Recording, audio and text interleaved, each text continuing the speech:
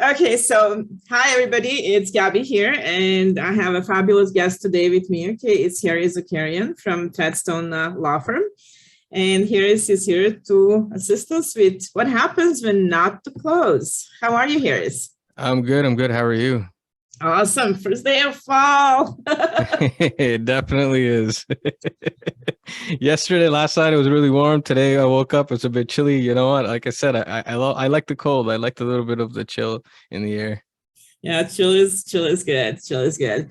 Well, thank you very much for taking the time, okay, to do this. A couple of times, quite often actually, I get asked, what happens if something goes wrong?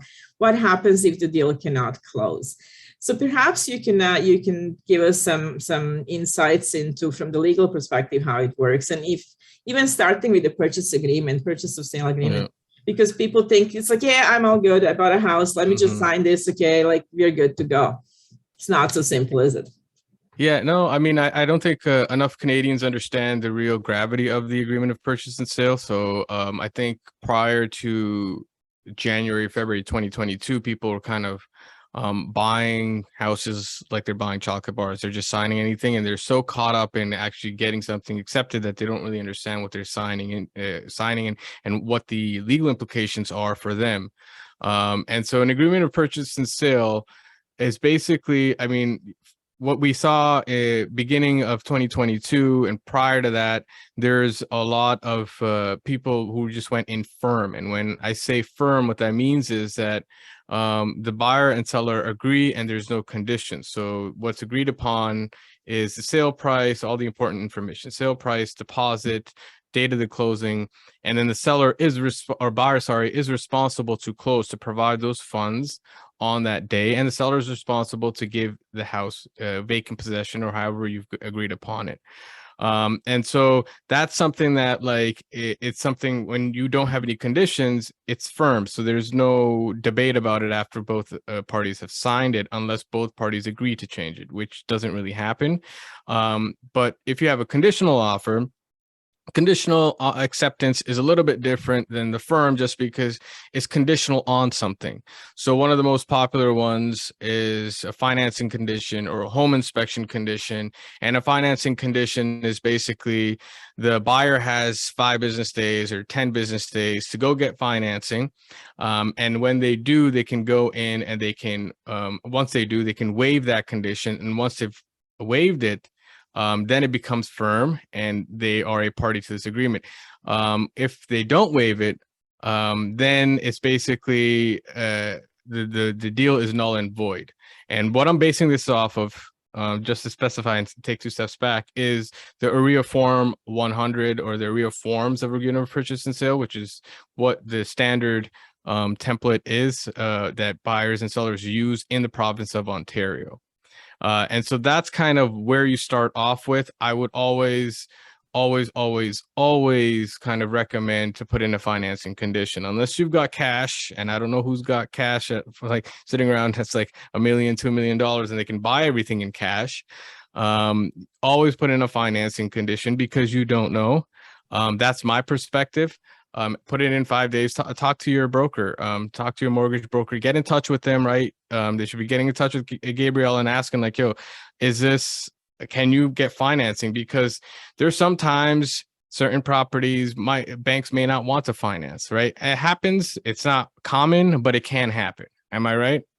Absolutely, and it happens quite often lately, where we have issues with properties, and the lenders are very property specific nowadays, especially with Yeah. everything happening in the market. So they will look at the property. If they don't like it, they will not lend, and that's their Yeah. right.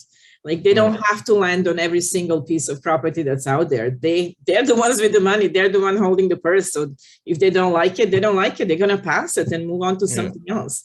So I, it's I not. think that a lot of people felt like if they got a pre-approval that they've got the money. Well, I mean, a lot of times a pre-approval is they've approved the person, not the property. They still have to approve the property, right? But also pre-approval, it's always conditional, because when Yeah. we do pre-approvals, like there is always that condition, because things can change. So when you come to us, 3 months ahead of time, we will pre-approve you. We will look at your income. We'll make sure, okay, that everything is there. But things can change in those 3 months. You may change job. big, no, no, no, no, no, Yeah. no, no, no. Keep your job. Don't move. Don't go anywhere. Do not buy that big ass car. No go. Because if you do any of those things, okay, that pre-approval is not worth paper it's written on, because everything that we did at the time of pre-approval has changed. Your ratios have changed. You know, not worth it. So then, I mean, and that kind of goes into why at times people might not be able to, and the subject of this kind of our conversation is why people may not be able to fulfill, purchasers may not be able to fulfill their end of the agreement, because sometimes they may get into an agreement and they can't get financing for whatever reason, and they don't have the funds. Now, the information that I want to give, I want to give, I guess, there's a caveat to it. It's not legal advice, it's legal information. And obviously, if you're not in that situation, you should be getting in touch with your legal professional and understanding what's going on exactly. But there are overarching, you could say, themes or information that you need to understand before you kind of proceed. And one of the biggest misconceptions I hear all the time is that if, for example, a buyer for whatever reason cannot go through, whether they can't find financing, whether they've changed their mind, whatever it is, the value drops, there's a number of different reasons why buyers may want to pull out, and they feel like, hey, you know what, all I have to do is give up my deposit and I'm done, and then they can let me go. That's not necessarily the case. So from a legal perspective, the fact is that if you are not able to fulfill this agreement or your side of the agreement, the seller can sue you for their damages. So what are damages? How do you quantify for damages? Let's say, hypothetically speaking, you put $1 million, you offered $1 million for a house, you pay $50,000 deposit in, and you decide, you know what, I can't, because you can't get financing. So at that point, what the seller is obligated to do is try to sell it again. So let's say they try to sell it again, and this time the best offer that they could get is $800,000. So there's a difference between $200,000 between what offer you made and the offer that they got the second time around. This means that the damages are $200,000, and $200,000 plus any additional costs that it took them to sell it. So if they had to pay more to their realtor, if they have to pay more for all of these other things, they can come after you for that. If there's like financing on the house and mortgages on the house, they're paying interest for that, and it took them another 6 months to sell it, all of that you're on the line for, and that $50,000 is not going to cover it, right? So they can come in and sue you. Now, that is one thing. So thinking that you can have $50,000 and then you can walk away is something that, like, it's not something that is realistic. What typically happens is, let's say, and again, this depends on a scenario by scenario basis, is that the buyer can't buy and they say, okay, 50,000, we're going to go to the sellers and say, I'm going to let you keep my deposit, right? But you have to sign a release form that you're letting me go, you're letting me out of this contract, you can keep my deposit, and we both go our separate ways. If that is the case, then you can walk away, but it's not a legal remedy. It is a legal remedy, but it's something that you've agreed upon. And if you don't agree upon something, then they can sue you for every single damage that they've got. So that's one thing. So it's not an automatic kind of, hey, leave my deposit and we're good to go. The other thing is on the flip side, what we saw and what I've seen a couple times is, let's say there's somebody who has offered a house for $1 million. They put in 50,000. Again, let's go back to our scenario. We're seeing a different scenario where prices are going up. For some reason, the buyer can't buy, right? And we saw some of this, you could say, in 2017, and especially when the market's going up. For some reason, sometimes the income didn't add up, and Gabriel could speak better about this. But for some reason, maybe they said they earned X amount, they were really earning Y, whatever it was, they couldn't get financing. So the seller put the house on the market again, and this time they sold it for 1.2 million. So, and the deposit, the 50,000 deposit, the seller is not really obligated to, I mean, the seller doesn't really have a right on that deposit. The buyer can actually ask for it back. And if they don't, you can actually go for 50,000. If it's like under 30, you can go to small claims and try to sue them, but the seller doesn't have to keep it. So, because they sold it for more than what they contracted the original buyer for. So why, then the question becomes, going back to that first kind of scenario, and I know this is a lot of information all at once. It's all good. It's good information. See, you know what? I'm trying to, I feel like part of me is competing against, like, when people are listening, sometimes there's like distractions, kids, you know what? And I'm like trying to get through a lot of information and make sure that they get it, right? Honestly, if anybody's got, they don't need to eat, don't worry. This is more important.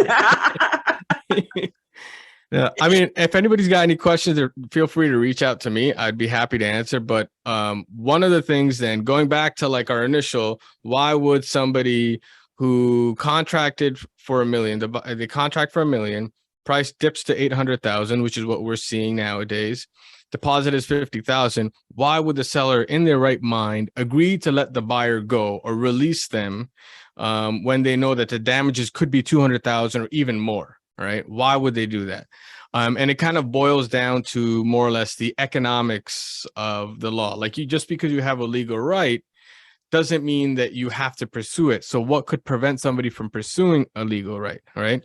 So for example, a seller looks at the buyer and says, hey, this buyer doesn't really have assets. They don't really have a house. They don't really have anything. And they're, especially if you're, for example, first-time home buyer, you're going to be more or less on the younger end. If you're immigrants, you're on the younger, you're just starting off. You don't have an insane amount of money saved up for retirement. You don't have investment assets. You don't have any of this. So as a seller, if you look at the buyer and you say, okay, well, I'm going to spend X amount of money trying to get my money back, and I have to go to court first, then I have to get a judgment, then I have to enforce that judgment. Does this person even have the money to pay me after? Am I just throwing good money after bad money, right? Am I wasting my time, money, all of that stuff where I could just take this deposit and leave? And so that's why a seller might say, okay, whatever, you know what, I'll take the deposit. And then I can move forward, just because after that, like, you don't want to deal with that headache in terms of pursuing litigation, hiring lawyers, going through that stress. And same thing the other way around. If the price goes up, the buyer, who has a right now to get their deposit back, can let that go as well, because they could say, okay, well, how much is it going to cost me to pursue this, to sue them, right? Because small claims is 30,000. I put in 100,000. Is it worth it? How strong is my case? And you have to look at all of that. More or less, I would say if the buyer has put in 100,000 deposit and the price has actually gone up, they do have a strong case of keeping that, going after that money, because that 100,000 is not in the seller's hands. It's in a deposit, it's in a trust account, and it's just sitting there. And so if you do the math and you say, you know what, it's going to cost me 10, 20, 30, whatever it is, thousand to get my 100,000 back, you're going to litigate. Whereas with the other end, where the seller sees the buyer and says, okay, well, the buyer was not approved, the property was not valued as high, or whatever it was, but more importantly, the buyer does not have any assets behind them to be able to pay any kind of judgment. Do I really want to spend 20, 30,000 to go after them? And these quotes, you know, just off the top of my head, it could be more, it could be less. It really just depends. Do I really want to go after the buyer to actually enforce my right when they're not going to have anything to actually remedy or give any of my damages back? So I'd rather just take the 50,000, cut my losses, and kind of move on. Yeah. So that's kind of a real tight answer for a very, very nuanced problem.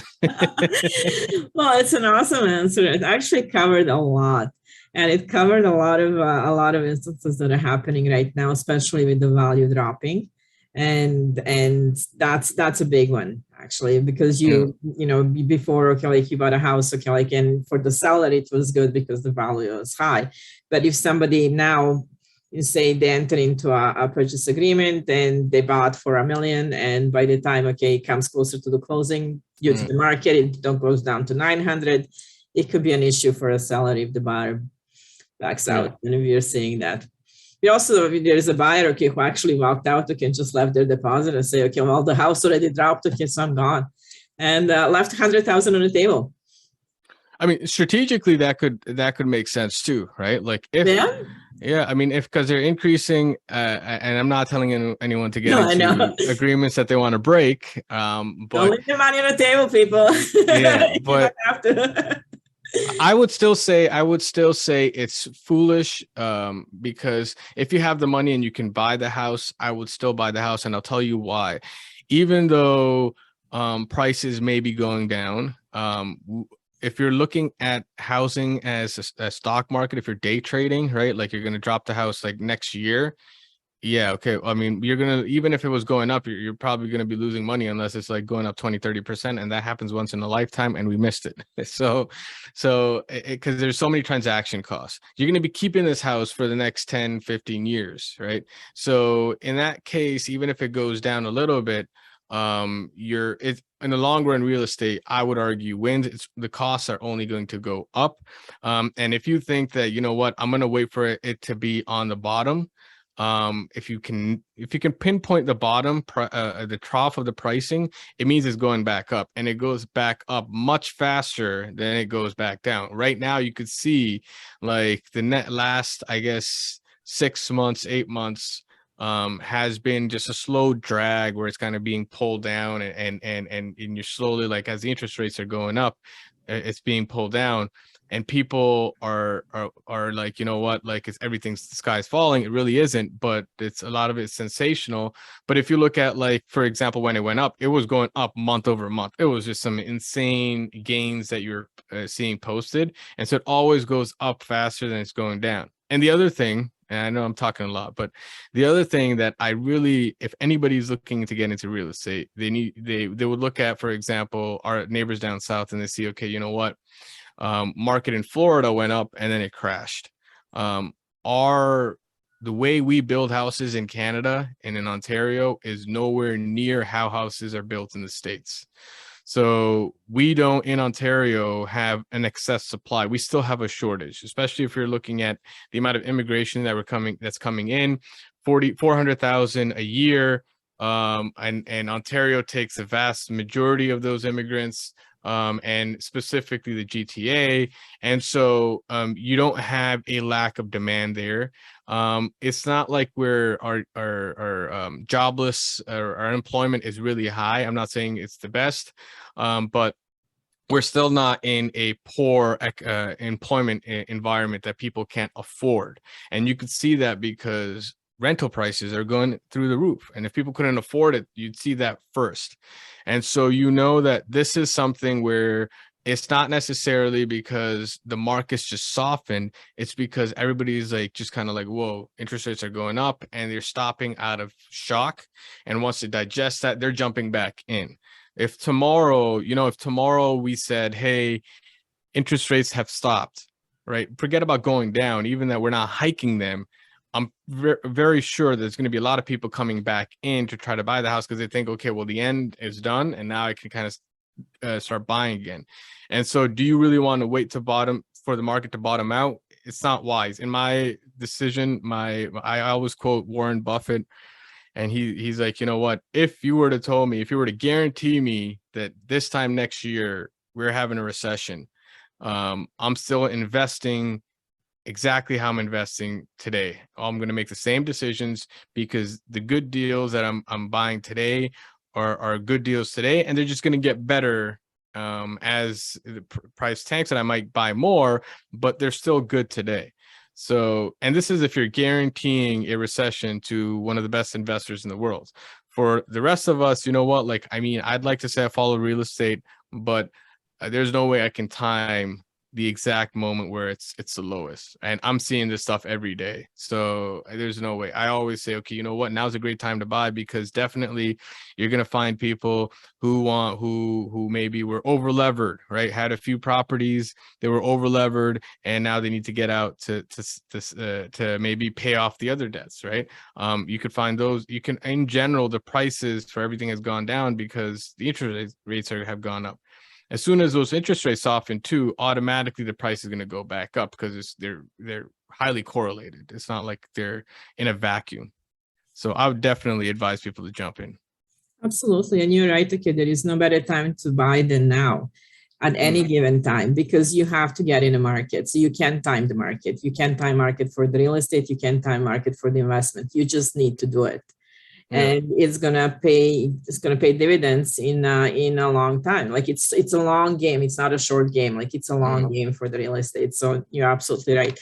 And for the first time home buyers, before, okay, the house that was like 1.1 million, it's 900,000 now. Guess what? You can buy it with 5% down. Well, technically 7 or 7.5, but you know what I mean? And you don't have to have 20% down. So it is a huge opportunity. Interest rates are higher than they were in January, but were the ones in January realistic? Absolutely not. Like the rates are right now, okay, like at 5%, like seriously, 5% is where we were in 2004. Okay, so it's not like, it's really not that high. We just got used to lower interest rates, but a huge opportunity, like any, but this time even bigger opportunity, because there'll be properties coming to the market, as you said, investors, especially the ones with HELOC, not a nice time to have a huge HELOC at all. It's painful actually right now if you have a huge HELOC. So it's, things are happening. It is a good time to buy. You just need to look at it and say, okay, do I want this? Yes, go for it. It will pay off. It will be fine. You'll survive and you'll be quite happy in about 2 years, because you're going to get a good asset and a good value for it. No, 100%. I mean, I think with me, when there was a lot of individuals coming to me last year and they're like, we're going to buy this house, no conditions. That's when I would say, you know what, just think about this, because you can't switch this up once you've got into the contract. It's you're committing to a purchase of a house that's $1 million. Sometimes people did not see. There's no home inspection. You don't know if, and we've had situations where people bought a home home inspection, went in firm. Afterwards, they found out, you know what, the basement's leaking. I'm like, well, what do you, like, you can't really go in. There's nothing, you went in firm. This is why you get a house inspection, right? Or even with like, they didn't go into the finance condition. And then they're coming in, they're like, oh my God, the interest rates are really high. Well, you should have figured everything out beforehand. This is not something small. But now I feel like the stress I can only imagine how difficult it was for mortgage brokers, especially when you get a firm agreement and now oh my God. We're closing in 30 days. Please. Nothing goes wrong. It's like you have to.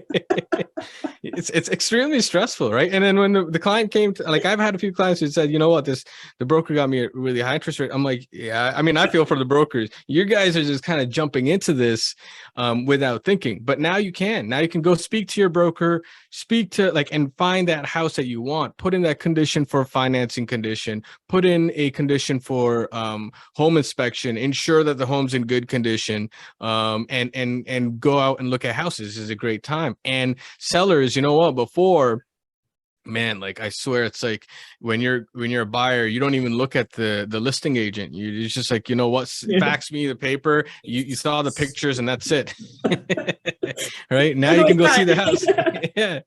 Yeah. So it's like, it's honestly, when I say a perfect time to buy, honestly, a lot of it is just, it's the markets have normalized. You can genuinely go in and have a conversation with the seller. You can negotiate price, right? Before, the pricing was, I think, and I've found this to be BS too, where it was sold $500,000 over asking, when really it was listed below market And that was done by design because they knew they were going to get 30, 40 offers, and they were trying to keep people blind. And that's why the pricing, like the offers were through the roof just so that you could get the house, because anybody going on these kind of house hunting, they're going to get rejected 10 times. And then the 11th one, they're fed up and they're like, all right, just put in $500,000 above asking. I just need a house. I want to move in.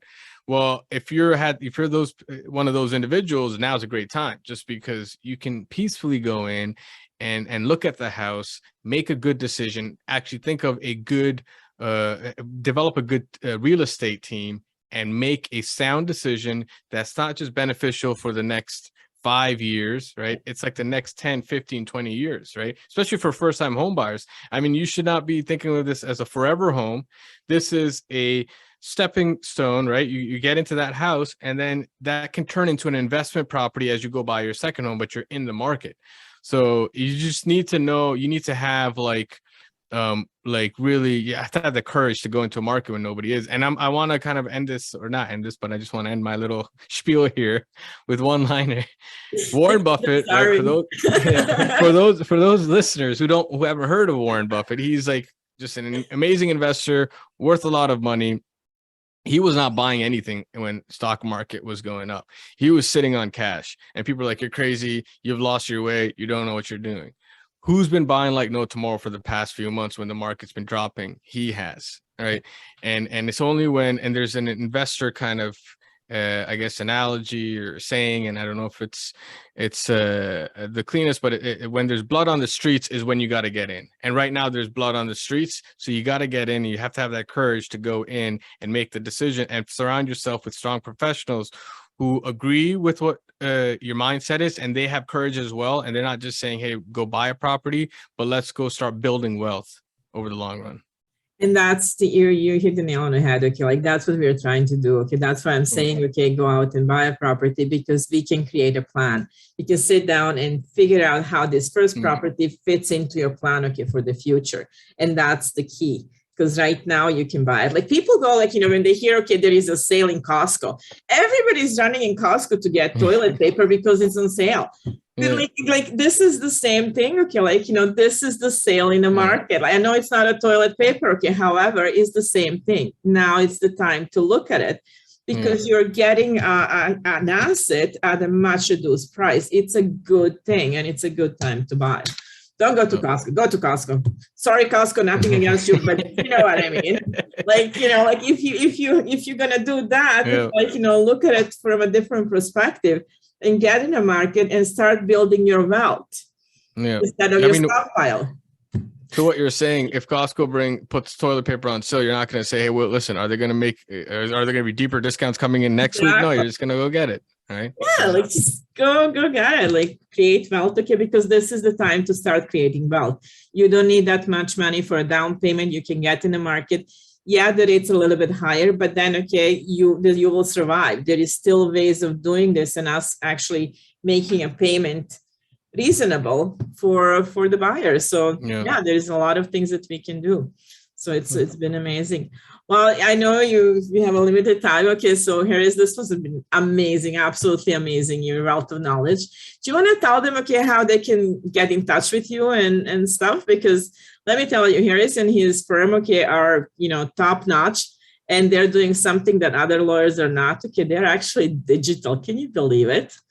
Absolutely amazing. So if you can let us know how to get in touch with you. You can email. So when you're done buying the Costco toilet paper, and you want to finish your real estate transaction, our firm is completely digital. You actually could go online and you could fill out the retainer there. We have completely digital processes. Once you fill out the retainer, you're automatically assigned a lawyer and a legal associates, and they'll help you out throughout the way. If you have general questions, you can always email realestate@treadstonelaw.ca. We're always happy to answer any questions anyone has. We love engaging with the community. And but before you come to us, make some sound investment decisions.